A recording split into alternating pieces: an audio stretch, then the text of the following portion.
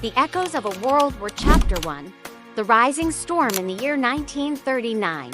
The world trembled on the edge of a terrible conflict. Nations stood divided, alliances formed in secret, and the air was thick with fear and uncertainty.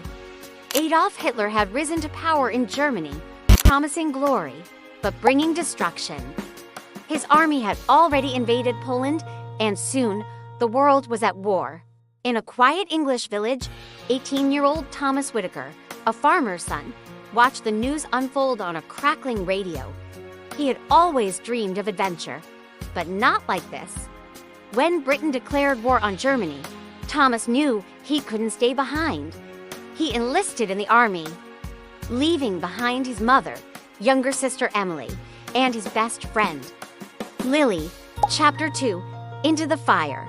Thomas found himself in the muddy trenches of France, where the cold bit into his bones and fear lived in every heartbeat. The Battle of Dunkirk was chaos. Bombs rained from the sky like thunder. Tanks rolled through towns like monsters, and soldiers fell beside him in screams and silence.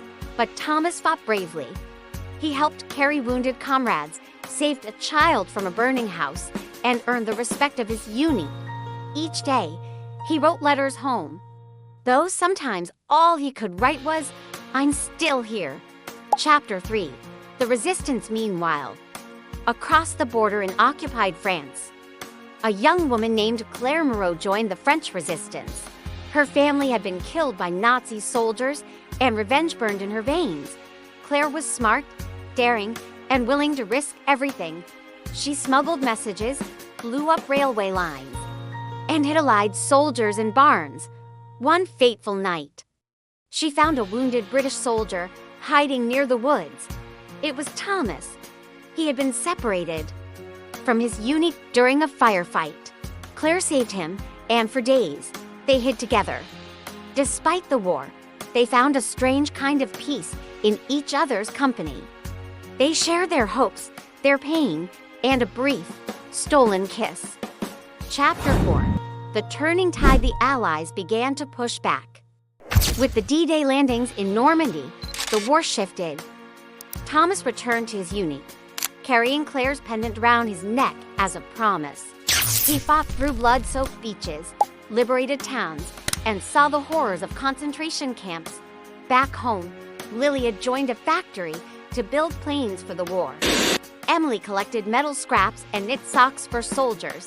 The entire world was fighting in some way. Chapter 5. Victory and Loss. In 1945, the war finally ended. Hitler was dead. Cities lay in ruins. Millions had died. Thomas came home, forever changed. He limped from an injury, but the scars inside were deeper. He searched for Claire, but never found her again.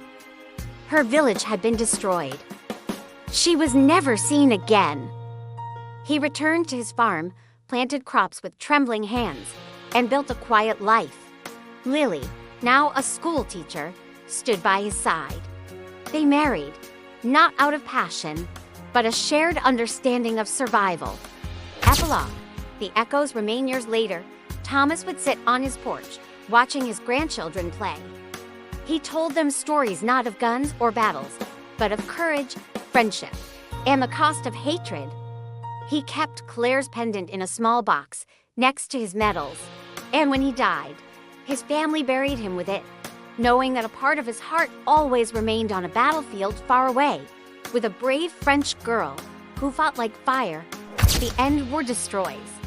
Love endures, and history never forgets.